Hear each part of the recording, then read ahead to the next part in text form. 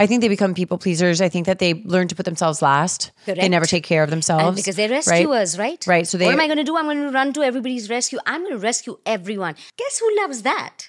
Narcissist. The vulnerable narcissist. Oh my gosh. Because they need to be rescued. Listen. Oh my gosh. If the rescuer is listening to a story of a vulnerable narcissist who's like, poor me, she's like, oh my gosh, look, my rescue project. Yeah. I'm going to rescue you. Because that's all they know how to do. These are like the men and women who like to have projects as romantic partners. And then they say, because I have had clients come to me and say, why do I keep picking these people? You want to fix people. You want to be able to play that role in their lives.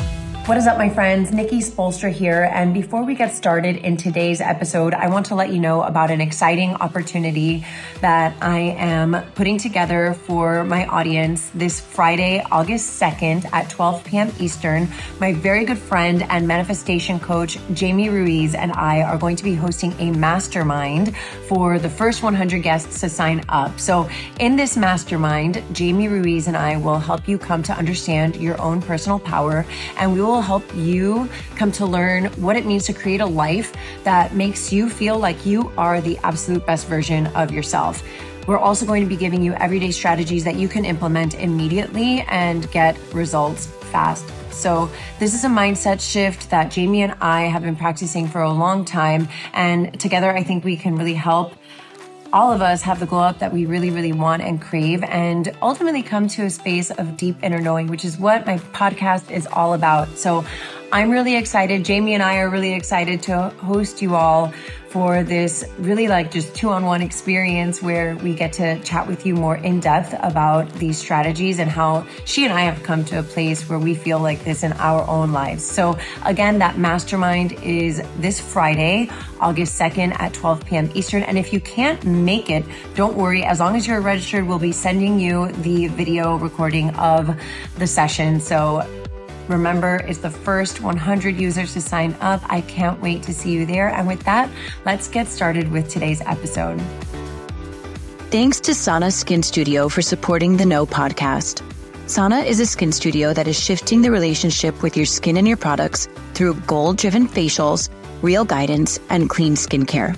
Stay tuned for our promo code so you can receive $25 off of your first facial at Sana Skin Studio. Welcome to the No Podcast with me, Nikki Spo. What is up, fam? You are listening to The No with me, Nikki Spolstra. I am so glad that you're here as we are on a continuous journey of finding and celebrating our deepest sense of inner knowing. Today, I'm welcoming back Dr. Rachna Buxani-Mirpuri, who we have heard from a few times now on the topic of narcissism. If you aren't already subscribed to The No, you can go ahead and click that subscribe button because I do happen to want your downloads. It's good for everybody. It's good for me. It's good for you. So please click that subscribe button so that you never miss an episode. So this is part 3 of a multi-part series in which Dr. Rachna and I are discussing the topic of narcissism. I'm really honored to have the opportunity to chat with an expert like her. And today we're going to be answering some of the spicy Q&As that have been sent in after our first 2 initial episodes. So I'm really excited to get started. Let's jump right in. Dr. Rachna, welcome back. Thank you for this, the whole setup and everything that you've done.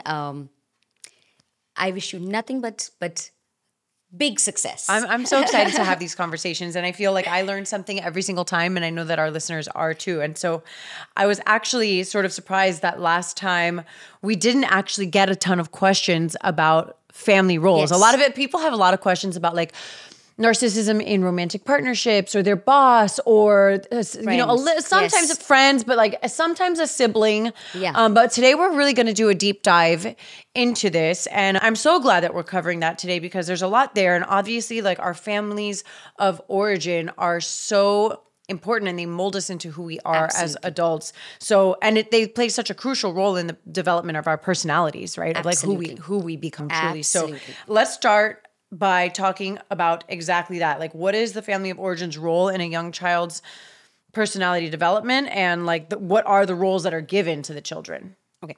I'm going to read out a scenario. Yes. And this is very interesting because I picked it up, from one of the trainings that I had done. And it really kind of, all the roles are covered in this one example. So okay, I'm going to, and then we'll get into the actual roles. Okay. All right. Their father went to Yale. His father went to Yale. And his older brother was going to go to Yale.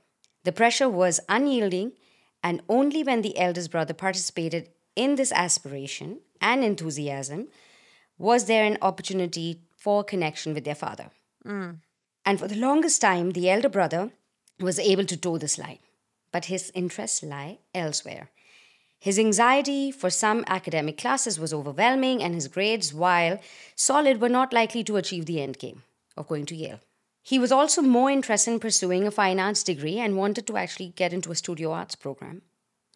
As the golden child, he got certain perks, but as it became clear that the Ivy League legacy issue was not going to play out, his father became dismissive, cold, contemptuous. The eldest brother became increasingly rebellious, spending more time away, sometimes came home intoxicated. His father would confront him and call him a two-bit drunk, like his grandfather, and a failure like him too.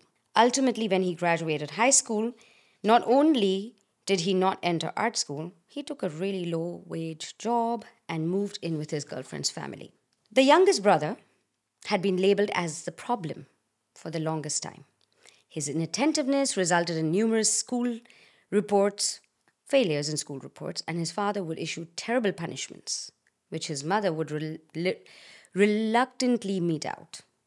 The youngest son tolerated the worst of the abuse and maintained enmity towards his eldest chosen brother, though he desperately wanted to connect with him. Diana, the middle sister, just wanted to keep the peace, helping with dinner, checking in on everyone, running around, cleaning the house before the father would come so that he would not get angry. This sometimes left her distracted in school, and her teacher started noticing it. Carl, the second youngest, strangely sees it and gets it and steers clear of it. He tends to keep to himself and often stays in his room. Diana sometimes jokes that if Carl didn't come to dinner, Mom and Dad would not even know he was not there. Let's dig in. I'm sure you have a whole bunch of questions, right? Well, it's not that I have questions. I'm like cringing hearing it. Right. So... like labeling of the kids, it makes me No. Okay, so absurd. here's the thing. No, they're not labeling them. Okay. It's like, these right? are the roles that they... The roles, right. These family systems are so toxic. And what happens is, Nikki, what I think what first people have to understand is for a child to exist in a family, a narcissistic family system, you almost have to not exist. You cannot have an identity for yourself if you have to be a part of this family system that is narcissistic. You grow up with trust issues. You grow up with really that lack of sense of self. And, in the previous episode where we were talking about people need to believe in themselves. Okay, here are some of the reasons. And I'm going to go through each and every role that children almost... It's not like they're put in, so it's not like the parent is going around saying, okay, you are this, you are that. It's the parent's behavior and, attitude towards the child. And also the children, they themselves adopt some of these roles because they're like, oh, how do I they're deal with adapting this? to their environment. Exactly. So that's how these roles come to be. Okay. So let's discuss this because it's very, and what we're going to do is we're going to talk about, of course, the roles, but we're going to talk about then what happens. What down happens the road to the golden with child? these roles. What happens to the scapegoat, right? Who does the golden child become? Exactly. Okay, so let's talk about the golden child, the crown prince. Yeah. Right? Okay. What is that about for a narcissist? Extension of himself. Extension of themselves. Wait. What's the ballet movie? Do you remember? Black Swan. No, not Black Swan. Center Stage. Sorry, I didn't mean to startle you. Okay, it's like the movie Center Stage where like the mom was a ballerina, never made it into like professional a ballerina school or anything like this, and so she puts so much pressure on her daughter. Her daughter develops this eating disorder to stay thin enough to be able to do the movements and all these things, and so the daughter eventually grows up and like hates dance altogether. Right. Okay, a little caveat there is that it's not necessary that, like in this case, the mom, it was almost like she's living vicariously. Right. Okay. But it doesn't have to be that. Oh, it doesn't. Because narcissists can act, like in the scenario I gave you, the father was successful. He went to Yale. Right. So he was successful. He saw there are some qualities in a child that the parent, the narcissistic parent, actually feels endearing. So like, maybe a good, art person, or maybe, they sing so well, or, something that brings them that accolade, right? That is what this parent, looks at that child and says, oh, you're going to be, okay, and this is just an opinion, but I feel narcissists would like to believe they are immortal. Now, but cognitively, they know they're going to die, right? Mm-hmm. So they need somebody to continue their legacy. Oh my gosh. So they pick that kid. You are going to continue my legacy. My legacy, right. Absolutely. Theirs. Always. Right. So they pick that child to continue their legacy. So in a way, they can be immortal. Does that make sense? Yeah, it makes sense. Yeah, because, I continue living through that. Right. This is my opinion. There's no research. But of what I have understood of the narcissists that I have come across. Yeah. And listen, I've come across my share. I've dealt with my share. You study this. Like, this is what you study. This is an area of study but for also you. at a personal level, I've had my share, So of everything that I've seen, it's almost like, so I am going to keep my legacy going by putting this kid in charge of it. In charge. But think about the pressure that this child then goes through to conform. They are the chosen ones, okay, by the parent. They are that constant source of supply to the narcissistic parent. So that is their role. They have to be that extension, that source of supply for the narcissistic parent. But guess what? What? What if it goes away? And they know that. See, the golden children, they know that may go away. And then what? What would go away? Like the parents' affection towards them if they don't perform? Because it's very conditional. Right. It's conditional till you are meeting my expectations. Wow. Yeah. And then so what they do is they constantly are doing whatever it is to meet those expectations. Yeah. Golden children, most often, become narcissists themselves. Yeah. Because listen, there is that part that's, of the parent that's saying, oh my God, you're so special. But not only that you're special, you're more special than everybody else, right? Because think in that family system where this child is picked. Oh my gosh. This is craziness. Right? Yeah. So if this kid is picked, now, some of them, so not all golden children end up being narcissists, right? Sure. So the ones that don't sometimes have survivor's guilt. It's like, oh my gosh, why is this parent treating me like that? And look how, he or she is treating my siblings. So sometimes they develop survivor's guilt, but otherwise they become narcissistic themselves and they expect that treatment. Wow. I believe in narcissistic families, there is a big divide and conquer. So one of the reasons, these roles are picked, because the next one we're going to talk about is a scapegoat, which really breaks my heart, because really I feel like that's the most treacherous role a child can be put into. And, we'll talk about that, but I feel like one of the reasons these roles are even made, because these are really made by the behavior of the narcissistic parent, but it is to actually keep the kids away so that everybody's attention is on me. Whoa. You should not get along. Because if you get along, then that takes away your attention from me. Everyone was a scapegoat, and there are quite a few roles. And the bigger the family, the more roles there are. But whether it's the invisible child, whether it's the scapegoat, whether it's the truth, and the truth teller can be, we'll talk about that because that's really interesting, one of my favorites. But whatever role, keep them away. So that it can all be on me. Correct. Wow. Correct. And so you will see in talk about narcissistic... toxic. And in those family systems, siblings rarely get along. It's really quite sad because this has been created. Mm-hmm. The ones who can see it run away. Yeah. Because they're like, forget it. We want nothing to do with this. Right. The golden child is so enmeshed in it and feels like they are, it, right? Mm-hmm. The scapegoat, poor thing, is traumatized for their life. So Let's dive into this scapegoat, okay? Oh my gosh, do I even want to hear about it? Probably not. So this child is the one who's always invalidated, always abused, always blamed for everything. Anything goes wrong, in the family system, it's that child's fault. So they are always blamed for everything that happens. Why? What makes that child, like, what is it about that kid that parent picks as a scapegoat? What is it? I'll tell you. There are characteristics. Now, listen to this because this is twisted but very, very true. There are characteristics about that child that the narcissist does not like about themselves. Okay. Makes total sense. Right? Makes total sense. It's like that child is like a mirror for the narcissistic parent. But there are things. So if I have a characteristic about me that I don't really like, but now my child has that, oh my gosh, you disgust me, right?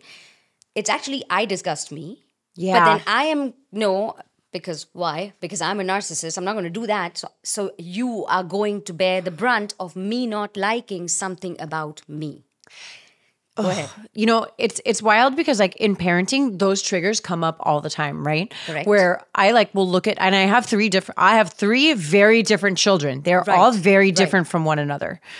And they trigger the fuck out of me all the time. They trigger me. Of course. They do things that I'm like, oh my gosh, this drives me crazy, right? Absolutely. And when I do think about it, I'm like, oh my gosh, they're so much like me. Right? Like those are things, thank goodness I have a sense of awareness and I've been in therapy my whole life and I've done a lot of this work that I have the sense of awareness to like look at it, like take a step back from it and be like, okay, that child does that thing that you do and that's why it's driving you crazy. Absolutely. And I'm like,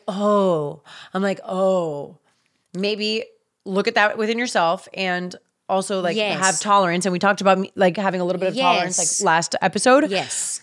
Like be tolerant of my child, right? That's a normal response. Right. That's a healthy, like a normal healthy, right? Yes. I'm so healthy. Yes. And normal. This is not. This is the furthest away from normal because anything that, like I said, if a narcissist feels ashamed, like if the child is doing something, a characteristic that they don't like or brings like shame to them because they know that they do that, that's how they pick the scapegoat. Because this child, no, you're doing everything, or you're not, and maybe not everything, but you are doing things that really remind me of me, but the parts of me that I can't bear to look at, that disgust me. Yeah. Do they know that they're picking them? Or is it a subconscious selection? Does the narcissistic parent know that they're picking the scapegoat? No, or any of the? Or they? No. Or do they know? And listen, these titles are set by us, right? Like right. I mean, they're not being like that's my scapegoat. No. Right. It's just that there's a constant devaluing. There's a constant invalidation of that child. Thus, we know that that's the scapegoat of the family. That makes me so sad. Of course, and this one role, Nikki, by far. So the ones who don't leave. So because here's the thing, this is traumatic. Yes. So these are the people who are growing up to develop post-traumatic stress, right? I mean, they are hypervigilant. I was just thinking that. I mean, really lack sense of self. Yeah. But think about they're completely devalued. Everything about me is not good. Right. Right? Because the narcissist is not giving positive and negative. It's only negative. Right. Right? Because positive is the golden child. The golden child can do no wrong. You, on the other hand, not so much. I don't like you because you know what? There's something about you that reminds me of me. So I'm going to keep badgering you. And so they grow up really in relationships being victims, right? So they're most likely to wind up as victims in relationships. Absolutely. Absolutely. So they're primed for to be a partner of a narcissist. Yep. Yes. Right. Because they're and especially because narcissists love empaths, right? Right. So if the and chances are you do have empathy because look at the trauma that you've gone through yourself. So there's a certain level of empathy, and so yes, because they don't have that sense of self. Imagine if the things that come to you naturally, right? Like parts of your personality, parts of who you are, just like you cannot have it. That's disgusting. You disgust me. Oh my gosh, I don't know who I am anymore. Wow. So that, and really when when somebody comes into therapy and I do this a lot. I'm hoping that most therapists are doing this, but you really do have to do family of origin stuff, because that's where you learn, oh, it makes sense. I understand why this is happening. I will say that in my own journey, like I've been open about this, and I was depressed when I was a teenager with legitimate reason to be, like I had a couple of like really difficult traumatic events in my early childhood that I had to sort through. And so I've been in therapy for a very long time, right? And then kind of stopped when I was in college. And then as I was a young adult, I revisited therapy, and I did a lot of work around my family of origin, right? And then it got to a point where I was like, okay, now what? Like, I understand. I get it. I understand why I am the way I am, right? The qualities that I don't like about myself that are unhealthy, that are presenting unhealthy habits or choices or patterns, right? I get it. This is why I am the way I am, because I grew up in this type of household where these things happened, right? Okay, now what do I do with that? And it takes time to change those things about yourself. It does, and I'll tell you something. So the world of trauma therapy has really evolved from the time that say, 20 years back, where we were sitting and keeping on reprocessing. Okay, tell me everything that happened again and again and again. And what we found is, oh my gosh, this person's reliving it. Right, reliving it, getting re-triggered, and really we're not doing anything good. So the family of origin stuff is important just as a matter of... Almost like a tool. And knowledge more for the therapist. To me, if I know that this is where you came from. That you're the scapegoat. Right. It's important information for me in treatment planning, but that's where it ends. What is treatment planning? Well, we work on the trauma. And now with, techniques like IFS, which I am a fan of, internal family systems, I feel we are focusing more mindfully on let's not keep revisiting the trauma. Let's really heal from the emotions that the trauma left behind. Because when you get triggered, you're not reliving the trauma. What you're feeling is that intense emotion. Let's heal that emotion. So that's what trauma therapy is now focusing on. So that would be your answer to what happens next, right? Yeah. Because that part was just really education and information as... Okay, I see. Well, this is what happened. It also becomes like the story we tell ourselves, right? Then we're like, oh, this is my story. Yes. And now I'm committed to that story, right? Absolutely. I've been stuck in that space where I'm like, okay, that was my story. I'm committed to that story, and that's who I am. And so I really heavily identified with my story, right? When I'm like, okay, wait, I don't like that story very much. Like that story sucks. I don't like it. Like how do I shift out of this now so that I can go on in the world and write my own story or change the story and make it something that feels good and healthy for me. Absolutely. Right. Absolutely. And so that's what we want people to get. Focus on. Exactly. Yes. Exactly. And that's what, I would say probably EMDR and IFS are the two techniques. And I haven't done IFS. I've done EMDR. Yeah. I'm just a bigger fan of IFS. Yeah. I just love it. I think it's one of the most compassionately complete therapies that is out there. And compassionately, like compassion to me, right? Yeah. So it's a beautiful, beautiful technique. And there's a book by Richard Schwartz. It's called No Bad Parts, and I recommend everyone, please buy that book, get the audiobook if you can, because Richard Schwartz actually does the exercises where he talks about, the protector parts and the exiles, but he kind of gets you to a meditative state to do that in the book, and it's lovely. To me, really one of the most compassionately complete therapeutic techniques there's out there. And that's great to know. I just love it. That's great. And we're going to link that in the show notes so that all of our listeners and audience have access to that information. They can seek it out, either order the book or look into IFS. Yes. Yep. And what is it? Internal family systems. Yes. And which directly deals with all of these roles that we're talking about today. Absolutely. All right, guys, let's take a quick break so I can thank our sponsor, Sana Skin Studio, with their OG location in Wynwood and their additional locations in Fort Lauderdale and Coconut Grove. Okay, so the best way I can describe Sana is that it feels like coming home. Unlike traditional facials, Sana's facials are rooted in education, and I love this so much. every experience I have had at Sana has been a chance for me to learn more about my skin and its needs. I love that the facials are effective while also being accessible enough to be a monthly ritual rather than a yearly splurge. This is why the Sana membership is so great. I'm honored to be able to provide our audience with a promo code. Use the code THENOGLOW for $25 off of your first facial when booking at sanaskinstudio.com and additional incentives if you book a membership. I have absolutely loved my skin healing journey with Sana Skin Studio. Absolutely. Okay, so we've covered the golden child and the scapegoat. Okay. The next role, the peacekeeper. Oh, yeah. So, you know Diana in our story? Right, Diana in the story. Right. She's a peacekeeper. What do? They are the rescuers. They are the fixers. They fix things. I was just thinking like they're the rodeo fixers. clown. I'm going around. Let me just get this done because I know if dad comes and if he sees this and, you know, like so-and-so might get into trouble. Let me just keep the peace. And when I say rodeo clown,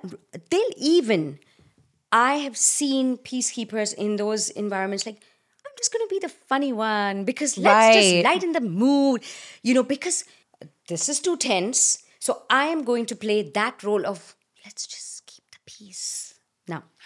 So is it me or does that seem like a benign role? I'm sure they're all kinds of like messed up, but like, so think about if I had to pick quiz. So far, if I had to pick right now, I'd want to be the peacekeeper. Not that but we shouldn't be putting that responsibility on any child. Like that's the problem, part of the problem. Okay, but what do you think happens in your, you know? You're a people pleaser. You become, what? No, okay. Tell me, what do you think? I think they become people pleasers. I think that they learn to put themselves last. Correct. They never take care of themselves. And because they're rescuers, right? Right. So what am I going to do? I'm going to run to everybody's rescue. I'm going to rescue everyone. Except me. Except myself. Well, yes. And guess who loves that? Narcissists. The vulnerable narcissist. Oh my gosh. Because they need to be rescued. Listen. Oh my gosh. If the rescuer is listening to a story of a vulnerable narcissist who's like, poor me, she's like, oh my gosh, look, my rescue project. Yeah. I'm going to rescue you. Because that's all they know how to do. These are like the men and women who like to have projects as romantic partners. And then they say, you know, because I have had clients come to me and say, why do I keep picking these people?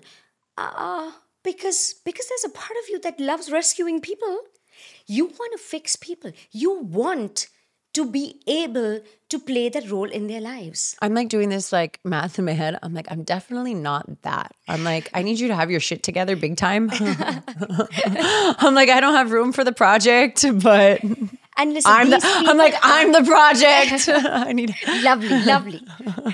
But the point is, again, hypervigilant. Yeah. Why? Because I'm studying everybody's emotion. Think about it, right? Okay, so this child is constantly trying to keep the peace. Yeah. Okay. But in order to keep the peace, I need to study everyone and everyone's emotions all the time. Yeah. So they go around, like if there is, they'll be in a room and they're like, oh my gosh, but like this person seems tense. That person, like, are you upset with me? Like, did I do something? Is everything okay? Yes, right? Right. And it's exhausting. It's exhausting to play this role because you're always trying at your own cost. Right. But you don't know, really. No, you don't know, especially at first. No. Right. No. And that's a good thing. Like it's an endearing quality, sure. Right? Like if somebody is really distressed and you're trying to rescue that person, it's an endearing quality only that you need to understand where this comes from. And that's why this is important. Yes, exactly. Because are you doing this because, well, that's the role I've played all my life. Oh, okay. Versus, I'm going to try to help you, but not at the cost of me. Right. See, but they don't have those boundaries. Right. Right? They don't have them. No. So that's your peacekeeper. Then you have the personal assistant helper. I'm sorry. I know these you're like, this is actually terrible. not funny. They sound terrible. And listen, now, does every narcissistic family have all these roles? No, the bigger the family, the more the roles, right? Like, so if you have 5 children, okay. Oh my gosh, don't get me started. I'm already thinking about like me being an only child. I'm like, oh, I was all of them. I'm like, I am a little bit of everything. All rolled into one. That's a song. No, probably not. I mean, okay, I don't know because I don't know, your background, but I'm hoping not. Yeah, I know. I hope because not either. that's That would not be happy. way I would too that would much. be a lot. Okay, so what's a personal assistant? He or she is always trying to do. See, the peacekeeper tries to keep peace. It's not like they are constantly doing. This person is constantly doing. I'll fix breakfast for you. I'll get your clothes ironed. They are actually doing physical work to be able to avoid, getting the wrath or the rage of the narcissist. Yeah. So they, their way is, I'm just going to keep doing. I'm the doer, right? They never get a thank you for it. So it's not like somebody's saying, oh my gosh, thank you so much because you just made breakfast for me. No, but that's their way of coping. Okay. Again, what happens to the personal assistant? They're exhausted.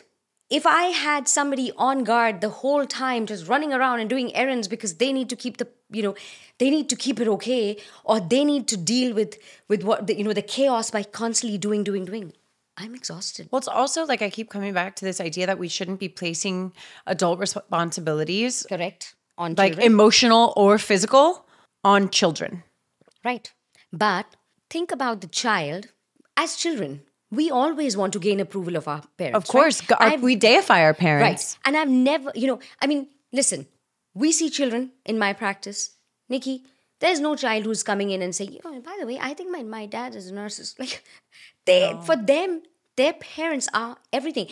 So what happens is the child ends up thinking that, okay, if my parent is not behaving a certain way with me, it's me. I'm the problem. I'm going to fix it. So a lot of these roles are adopted because, okay, maybe it's me. Maybe if I do this, he'll love me. Maybe if I do this, he'll care for me. Mm-hmm. Right? Yeah. So that's how these roles, and again, hyper-vigilant, to the needs of other people, and mostly really, really anxious, really, really tired all the time. So these are the people that you're looking around and saying, why are you so tired all the time? Well, I'm constantly doing. Yeah. Right? To In a form gain of that approval. Seeking approval. Yes. Yeah. The invisible child. This is another really sad. So it's like this. I'm the narcissist. My cup is full by everybody else. Yeah, right. You don't even exist for me. Wow. Like this child literally does not exist for the narcissistic parent. They are disengaged. I don't need you. So remember in the first scenario that I read, right, it was that child, like, if they're there, not there, like parents don't even know. Like, you don't exist. The invisible child. Very, very sad. Because again, how do you as a child build your sense of self when you don't even exist for your parent? Yeah. Right? Uh-huh. What happens to them? They internalize it, right? As an adult. So now what happens to that invisible child when they are older? They internalize it. They make that about them, right? Sure. So this is a me problem. I'm not good enough. I'm not good enough. That's why, nobody cares about me. Right. These are also the kids who are getting into maybe substance abuse. Things that I need to make sense of this. Yeah. How is it that I don't exist for my parent, my caretaker, who's supposed to be loving me unconditionally? But this is not even a conditional thing. I just don't exist for my parents. So, and that's gut-wrenching. And as they go on to also accept that in their relationships, right? Like, think about, so then being the invisible partner. Yeah. You'll accept being the invisible partner in your relationship because you were the invisible child. And here's the thing. We're talking about all these roles. And what I want people to understand is that it's not necessary. So say there's a family that just has one kid or has two kids. Even in a family of just one kid, that kid could actually be the invisible child. There doesn't have to be a golden child. Right. It's not like it goes through, exactly. like check this one. Yes. This is the first child. This is the second child. Exactly. Like if you have 5 kids or 3 kids, no, it can be any one of them. Exactly. Because at that point, if the narcissistic parent is so self-absorbed, the child is invisible. Yeah, right. I don't even care about you. Right. Like, I don't care whether you exist, don't exist. You do nothing for me. You see, so that invisible kid could be just one single child. So we have the golden child, we have the scapegoat, we have what came after the scapegoat? We had the rodeo clown, the peacekeeper. Oh, the peacekeeper, Then the we assistant, had the personal assistant, and then we have the invisible child. the invisible child. And now let's talk about the truth. Well, truth seer and truth teller. Oh shit. So this child is a child who just gets it. Like sees all the shenanigans and is like, oh, I see what you guys are doing here. Yes, like this is crazy. Right. I don't know what you're doing. And I want to say there are many more truth seers than truth tellers because truth telling, they're going to pay a price. Right. Right? Sure. But they see it. That they see it. They see that, wow. What is going on in this family? So they are the ones who are like, who will probably grow up to not want to have a relationship with the family. Yeah. They're the ones who are saying, you know what, I'm not going to Thanksgiving this year because, it's going to be drama again with dad. I don't want it. Just like full of I'm I'm just not going to do it. Yeah. Right. That was me for a while. I was like that with my family. Like I had to detach. Distance, And not that necessarily I ever felt like I was I was indirectly like fit that role because I think that like, I mean, I'd have to get into a full breakdown of my history, which we're not going to do today. But like, I don't see myself as like fitting that specific role. Right. But like, I definitely as a young adult was like, I'm out. Yeah. I'm out. I'm not dealing with the shenanigans. Yes. Because like, I do think that there's something to be said, Dr. Rachna, about like when you're a kid, you don't have a choice. Yeah, You're kind of, you're absolutely. handed the deck that you're handed. Absolutely. But as you grow into a young adult, even an adolescent, you start to get the power of choice. Absolutely. And once you are an adult and you are able to like live on your own and especially support yourself, because I think that there's like, yes, there's something to be said about like financial power, absolutely, in relationships and in families of origins. Once you're able to be on your own, you're like, wait a second, I don't have to do these things. Absolutely. I don't have to subject myself to this drama or the shenanigans or whatever it is, the chaos. Yes. And they almost have an innate ability. Like, when you think about your whistleblowers, right? Like these are the people who are they just see it. And now, listen, seeing it comes with a cost, right? Right. For sure. Because think about it. It's heartbreaking to see this in your family and think, oh my gosh, what is going on? Yeah. What am I a part of? This is chaos. Dysfunctional. I can see, yes. And to see that dysfunctionality, it's almost like a boon and a bane, right? At the same time, because you're like, oh, I can't do anything about it, but I'm seeing all this and it's driving me and what crazy. are you going to do about right? What can you do about it? Yeah. And other than like detach. Exactly. So that's what happens. Right. As soon as they can detach, they do. do. You see, so these are the people who will just like, peace out. I'm out. Yeah. And again, that doesn't mean that it doesn't hurt. Right. Right? For sure. Because sometimes these are the ones that are also singled out. What do you mean moms are narcissists? No way. Stop saying that. Right. No, she's not. So they are the ones who are like, the siblings are... Totally. Yeah. Come on, you're the drama person. I can totally relate to that. It's like, oh, you lack, your tolerance, right? Yes. I keep coming back to like me being like needing to be more tolerant, but it's like, there have been times in my life and like my family of origin where I'm just like, not tolerating the bullshit. Yes. I'm like, this is not healthy. Everybody needs to get their shit together. Maybe I'll come back. And until then, I'm not tolerating that. And I've gotten like the brunt of like, oh, well, you're selfish. Right. Selfish. Yes. You're crazy. You're seeing things. Exactly. Right. Like, no, I see it. Oh yeah. I just see it clearly. Yeah. Guys. And I think that like people eventually find that in most of their relationships, they can find it. No. They can't get to a place of truth, like the truth speaking, or at least seeing. No. So the truth seeing, I don't know what makes them see it. Like there's really just an inherent ability. Yes. It's not something that's developed over time. They just see it. The telling of it is a problem. Right. Because especially when you're young. You can't. Oh my gosh. Even as an adult, there are ramifications for it. Correct. For sure. If you are in a relationship, a romantic relationship with a narcissistic partner, and that partner is abusive, you're not saying anything. That's right. You're seeing it.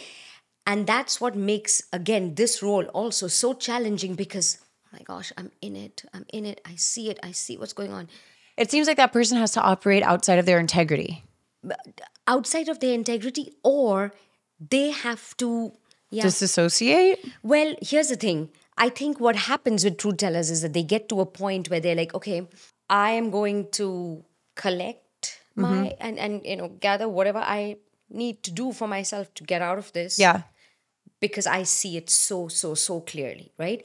So for that, in that period of time, yes, they have to compromise, not necessarily their integrity, but they have to compromise maybe a little bit of themselves to be able to be in this relationship, because they if they're not able to leave, it's harder for this person. Yeah. Because you see the concepts of betrayal blindness or cognitive dissonance, what we see a lot in romantic relationships of narcissists, they don't have.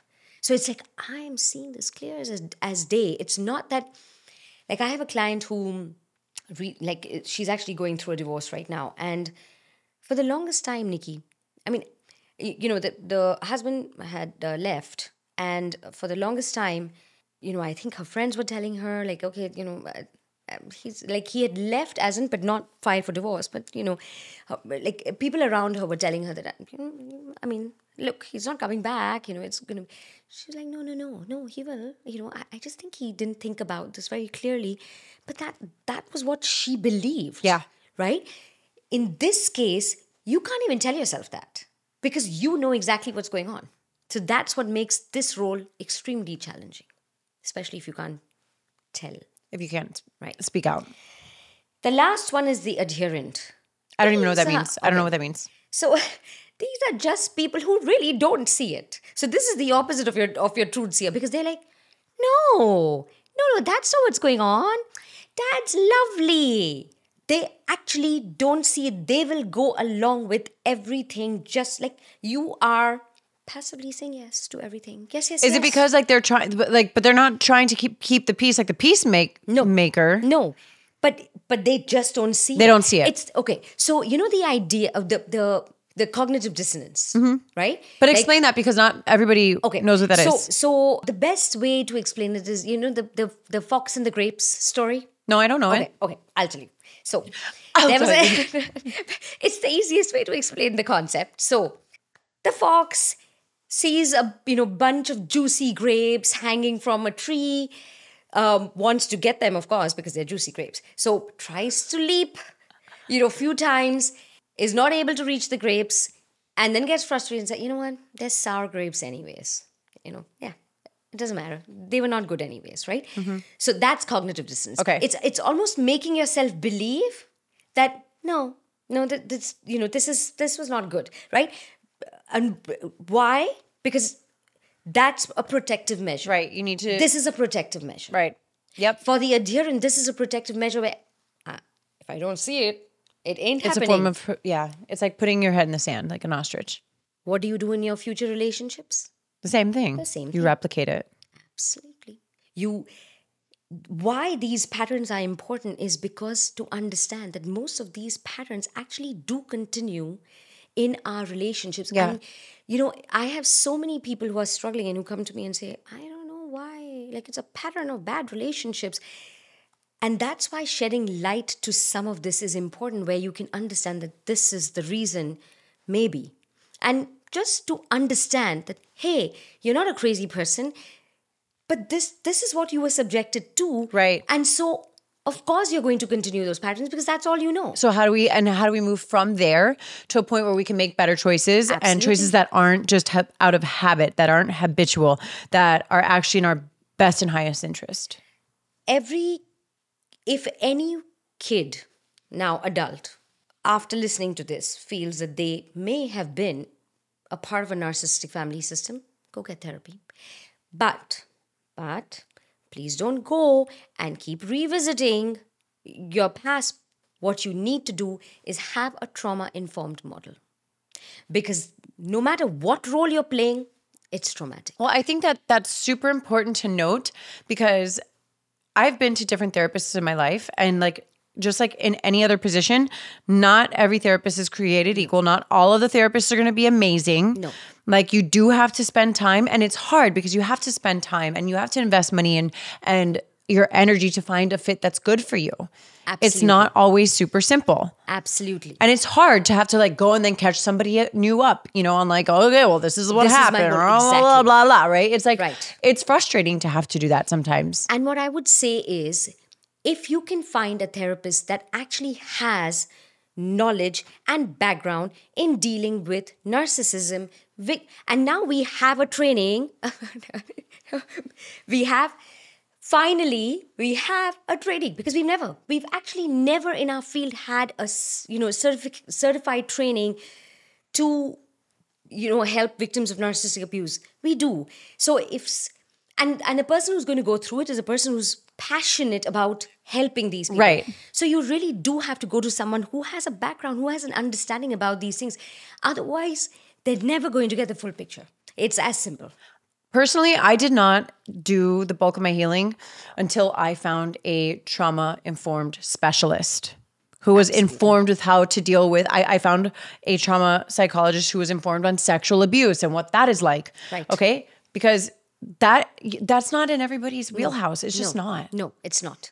And that's like why you have narcissism. to ask those questions. Right. So when you are trying to get that first appointment, please ask them. Well, also, fortunately, like with the internet, like most people who do have these certifications are labeled as such. So here's the thing. It's different if somebody puts on their profile, I work with personality disorders. That could mean anything. That's right? true. Versus if someone's actually gone through a certification, like training, that's different. And then I think the training in itself is also not just, you really have to have had experience working on this so as to challenge your clients, so as to get them to think, That's and right. so as to come from a trauma-informed background. Well, Dr. Rachna, I'm so happy that we got to have this conversation. I feel like this is like a world of information. Thank you. That our listeners can come back to, take notes on, Absolutely. like pin this, flag it, save it, because this is something that, I mean, it can, just even having the knowledge of this is huge, can be hugely healing. Absolutely. Absolutely. And it's also helpful if you are in a relationship with the narcissist and you are co-parenting or parenting with the narcissist, to understand that in the narcissist world, these roles may develop in children. So, for you to be mindful of that. And like I said, for you to be the bringer and the teacher of empathy and that support, so that these roles don't get etched in. Well, thank you so much. Please tell our audience where they can find you. So we have our website, buxanicare.com, social media handles, Buxani Care. You could call, you could email me, Rachna at Buxani Care. You could email my assistant, admin at Buxani Care. Or you could ask Nikki, and she'll direct you. I totally will. Thank you so much. I love having these conversations with you. Thank and you. Here's to lots of good health and a happy future ahead for everybody listening. Thank you. This podcast was brought to you by Sana Skin Studio. Be sure to use my code, TheNoGlow, for $25 off of your first facial at Sana when booking via sanaskinstudio.com. More than a skin studio, Sana is a movement towards healthier skin and self-love. Thank you so much for listening to The Know. If you loved this episode, go ahead and share it with a friend. Words are so powerful, and someone may need to hear what we covered today. And if you really loved this episode, please take a moment to rate the show and leave a review. Your comments are so important and valued, and they give other listeners insight on what to expect on The Know. You can connect with me personally via Instagram at Nikki Sap Spo and The Know with Nikki Spo. My hope for you today is that you are fearless in looking inward so that you can be your highest, most authentic self and go after the life of your dreams.